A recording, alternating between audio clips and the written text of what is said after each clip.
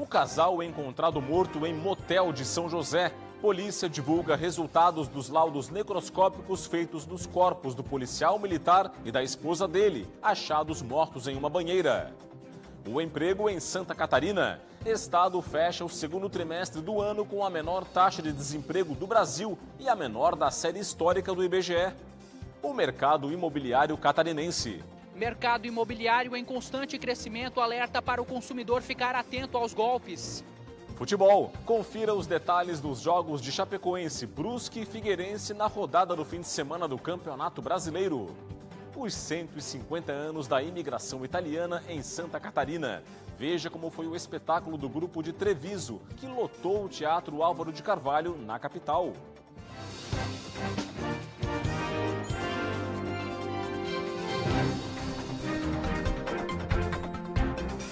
Olá, uma boa noite para você. O Band Cidade começa nesta sexta-feira com o indiciamento de um casal de pais adotivos em Itaiópolis, Planalto Norte do estado. O casal é acusado de uma série de agressões contra os filhos. William Tenório. De acordo com a Polícia Civil, as crianças eram agredidas com socos, chinelos e até um pedaço de pau. Em um dos casos, a menina de 8 anos foi ferida com um espeto de churrasco. A situação veio à tona em 16 de julho deste ano, quando a escola do menino mais velho acionou o conselho tutelar após a criança se recusar a participar de uma aula de educação física, relatando fortes dores pelo corpo, revelando que sofria agressões dos pais adotivos. O casal de 37 anos admitiu ter batido no filho mais velho, mas negou violência contra os outros 2 filhos. No entanto, laudos periciais comprovaram lesões em todas as crianças, incompatíveis com acidentes, indicando agressões contínuas, sendo o mais grave na menina de 8 anos, que tinha cicatrizes provocadas por um instrumento cortante. Segundo o Conselho Tutelar, as crianças eram trancadas no quarto, privadas de comida e a mãe praticava estrangulamento. A Polícia Civil classificou o caso como uma crueldade inimaginável. O inquérito foi concluído e encaminhado ao Poder Judiciário e ao Ministério Público, e os investigados responderão pelos crimes apurados. De Joinville, William Tenório para o Band Cidade. E a Polícia Civil divulgou hoje o resultado dos laudos feitos nos corpos do casal encontrado morto em um motel de São José, na Grande Florianópolis. As investigações avançam. Gabriel Felipe. Os laudos emitidos pela Polícia Científica fazem a descrição do procedimento de exame e das condições encontradas nos corpos. O resultado aponta a inexistência de traumas por ação mecânica e a alta temperatura dos órgãos internos. Entretanto, a causa da morte foi considerada inconclusiva pelos exames periciais. Por isso, outros exames complementares estão sendo realizados. O casal Ana Carolina Silva e Jefferson Luiz Sagaz, ambos de 37 anos, foi encontrado morto na banheira de um quarto de um motel em São José, na noite do dia 11 de agosto. Eles haviam saído com amigos na noite anterior e desde então não tinham sido mais vistos. A principal hipótese trabalhada pela Polícia Civil é de morte acidental, mas ainda de acordo com a polícia, a possibilidade de um homicídio só poderá ser descartada após a conclusão dos exames periciais. O casal deixou uma filha de 4 anos de idade. De Florianópolis, Gabriel Felipe, para o Band Cidade. Em Joinville, a Polícia Civil apreendeu R$500 mil em mercadorias falsificadas. Foi nessa quinta-feira.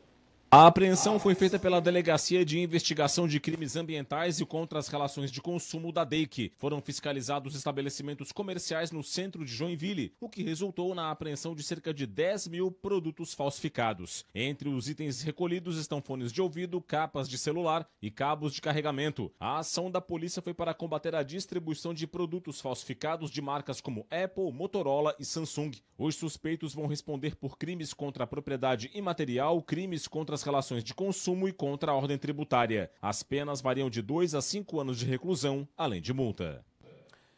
Já em Governador Celso Ramos, aqui na Grande Florianópolis, a Polícia Civil deflagrou a Operação Backstage para apurar irregularidades em chamamentos públicos feitos pela Prefeitura Municipal com recursos da Lei Paulo Gustavo, de Fomento à Cultura.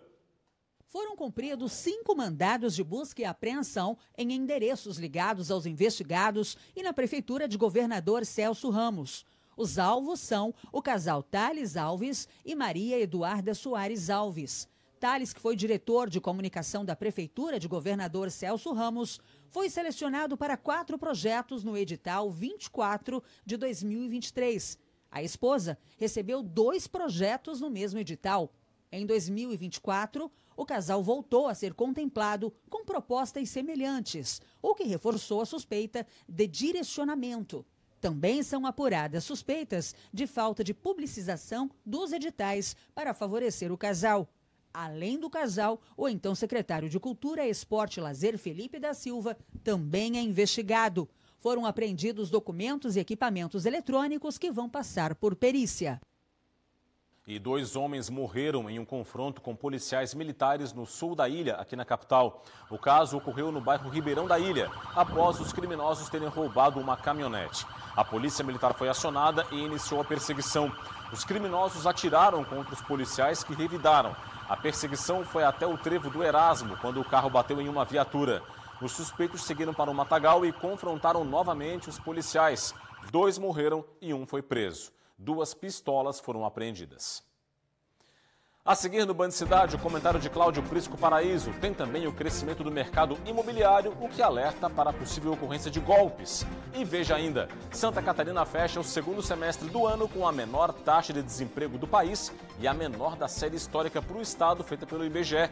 Os detalhes após o intervalo. Já voltamos.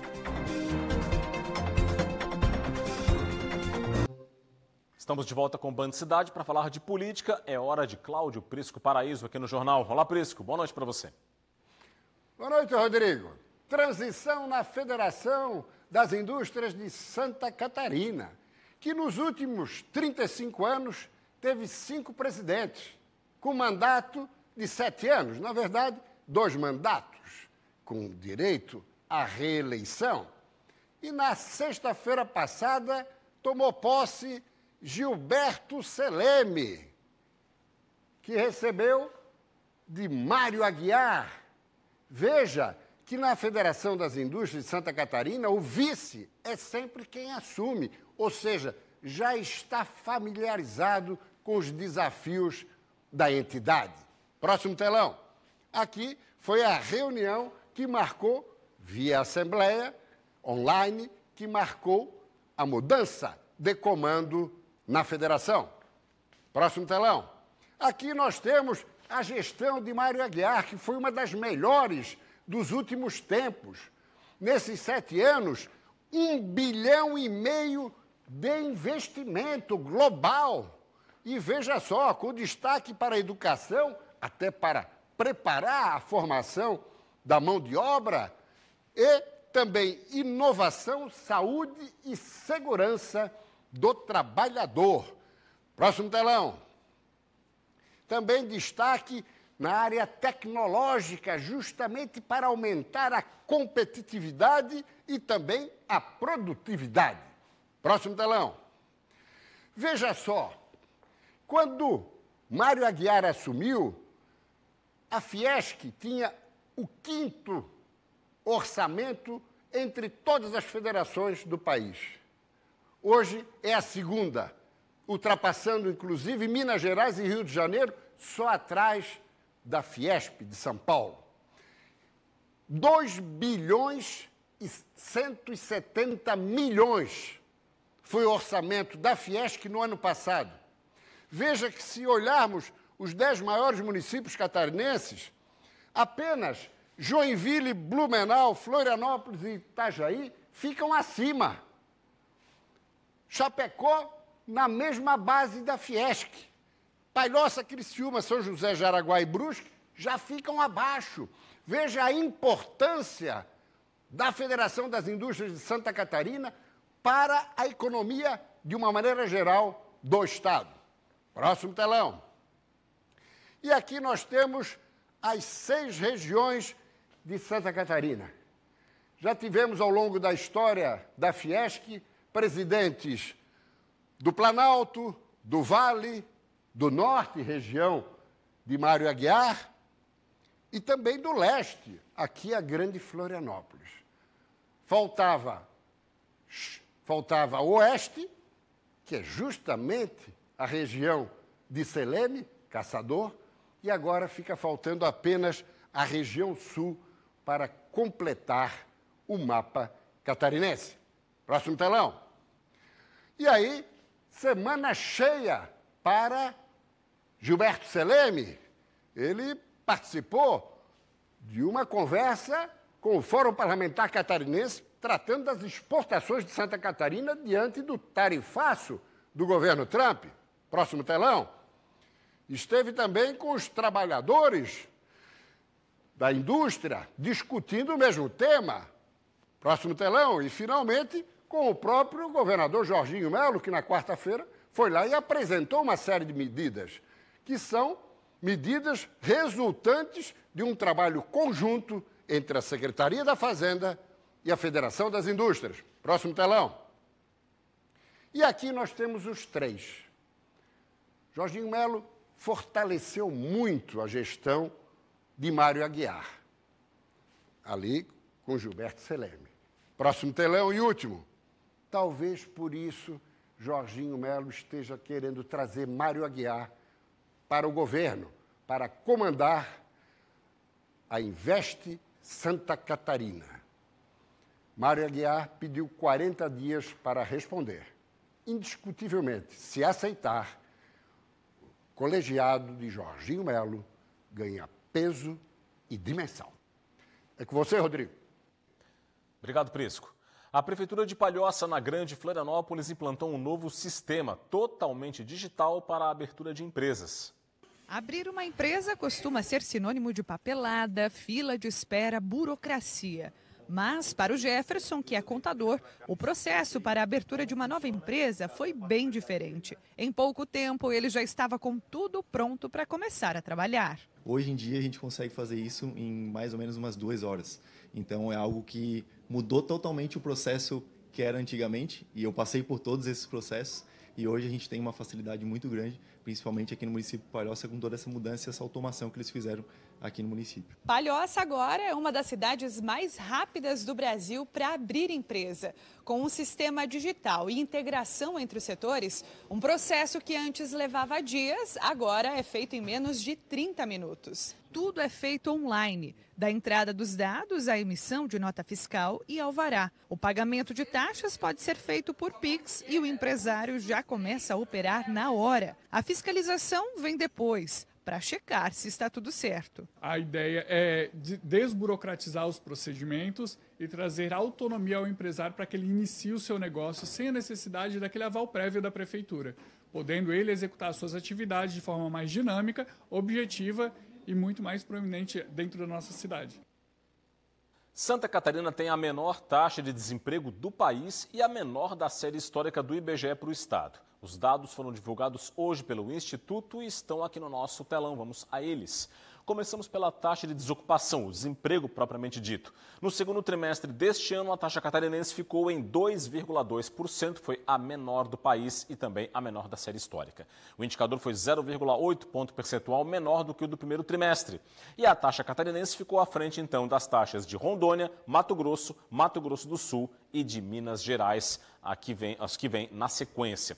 Além da taxa de desemprego, Santa Catarina tem outros indicadores bastante expressivos, de acordo com o IBGE. Vamos acompanhá-los. Olha só, nível de ocupação, 66,1%, é o segundo melhor entre os estados brasileiros, atrás apenas do Mato Grosso. O que é o nível de ocupação? É a proporção de pessoas ocupadas dentro da população com 14 anos de idade ou mais. Esse índice é 0,4 ponto percentual menor do que o do primeiro trimestre, mas se manteve, então, na segunda posição. Taxa de informalidade, 24,7%, é a menor do país, diminuiu ainda 0,6 ponto percentual e segue, então, como a menor entre os estados brasileiros. Subutilização da força de trabalho, 4,4%, caiu 1 ponto percentual, ficou em 4,4%, de novo a menor do país e também a menor da série histórica. Os desalentados, que são aqueles que desistiram de procurar emprego, 0,3% apenas, também é o mais baixo percentual do país. E o rendimento médio real dos trabalhadores ficou em R$ 4.077. Este é o quarto maior entre os estados e acima da média nacional, que foi de R$ 3.410. O assunto agora é o mercado imobiliário catarinense. É um setor que está em constante crescimento. Só que isso tem acendido um alerta para o consumidor. é importante ficar atento aos golpes. Desde 2021, Santa Catarina registrou 94% de aumento nos lançamentos de imóveis, um mercado que não para de crescer. Nós temos o segundo maior mercado imobiliário do país, ficamos atrás apenas de São Paulo. A região litorânea de Santa Catarina, ela é super valorizada. Os lançamentos, eles fazem com que os imóveis eles tenham uma valorização muito fora do comum, inclusive em relação ao investimento financeiro. Aqui em Florianópolis, de acordo com um levantamento feito por uma plataforma digital para compra e venda de imóveis, 3 bairros da cidade tiveram valorização acima de 100% apenas nos 5 primeiros meses de 2025. Ao mesmo tempo em que o mercado continua em constante crescimento, os golpistas estão de olho em um setor que faturou apenas com lançamentos aqui na capital 1 bilhão e 200 milhões de reais no primeiro trimestre desse ano. Para evitar que criminosos se passem por corretores imobiliários, o Conselho Regional de Corretores de Imóveis de Santa Catarina defende a criminalização do exercício irregular da profissão. O nosso Conselho tem um foco específico na aprovação da Lei 3.614 de 2015, que vem criminalizar o exercício ilegal da profissão.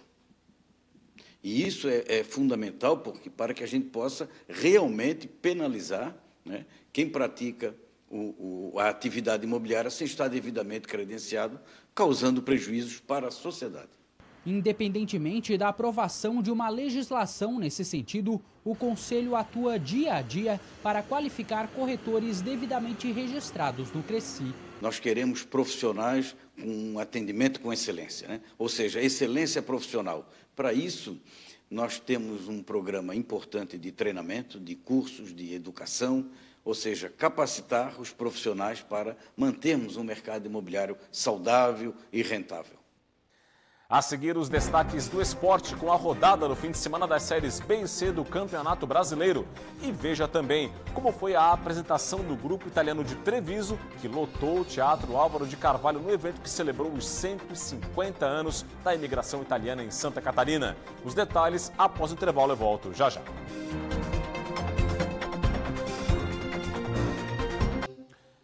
A movimentação de cargas nos portos catarinenses cresceu no primeiro semestre deste ano em comparação com os 6 primeiros meses do ano passado. Os dados são da Agência Nacional de Transportes Aquaviários, a ANTAQ. O crescimento foi de 5,23% segundo a ANTAQ. Entre janeiro e junho, foram movimentados mais de 32 milhões de toneladas. O desempenho ficou acima da média nacional, que cresceu 1,2% e foi o melhor entre os estados do sul do país. No setor de contêineres, os portos cresceram 12,4% em relação a 2024, com movimento de mais de 1.340.000 contêineres. Os portos catarinenses responderam por 19,2% da movimentação total de contêineres do Brasil. O Porto de São Francisco do Sul liderou a movimentação no primeiro semestre, seguido por Itapoá, Porto Nave, Imbituba e Itajaí.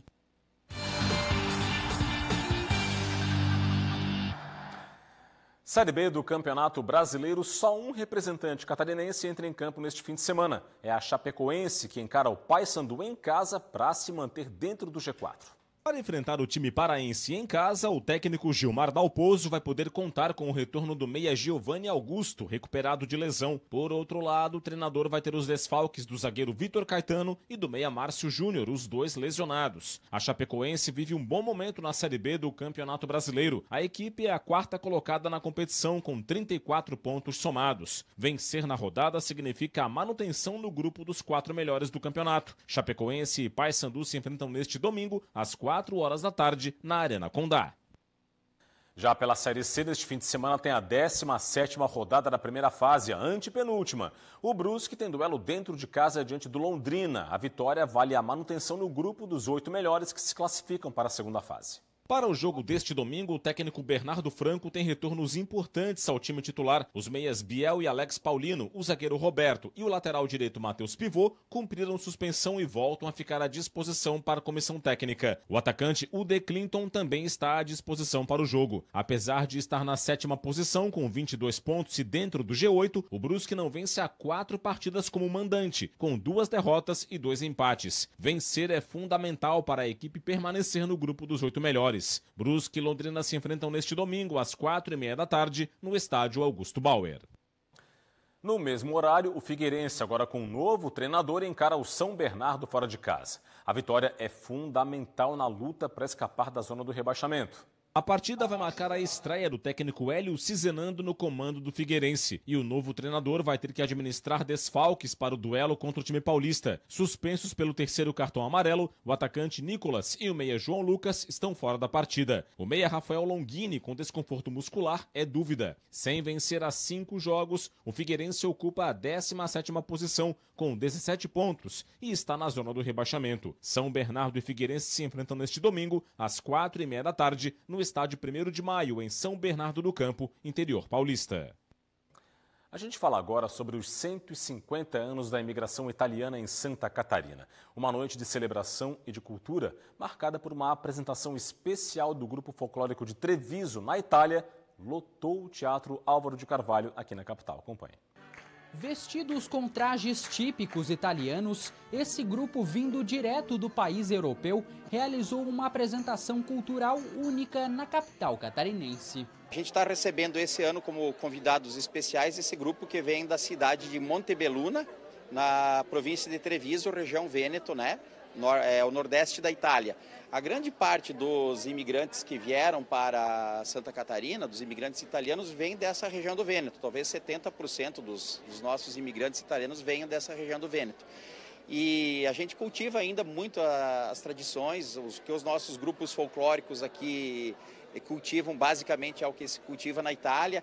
Então esse Raduno é uma forma de intercâmbio entre esses grupos folclóricos, trocas de experiências. O grupo folclórico foi fundado em 1972 e não apenas dança e canta. Eles também interagem com o público, o que mantém todo mundo envolvido na apresentação, independentemente da língua.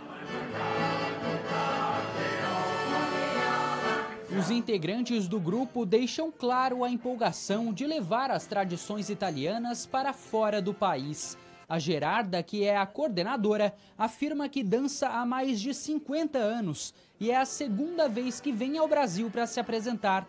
Uma emoção muito grande para ela. Para mim, o folclore é tudo. São quase 50 anos que danço no grupo folclórico e estar no palco é uma emoção muito grande.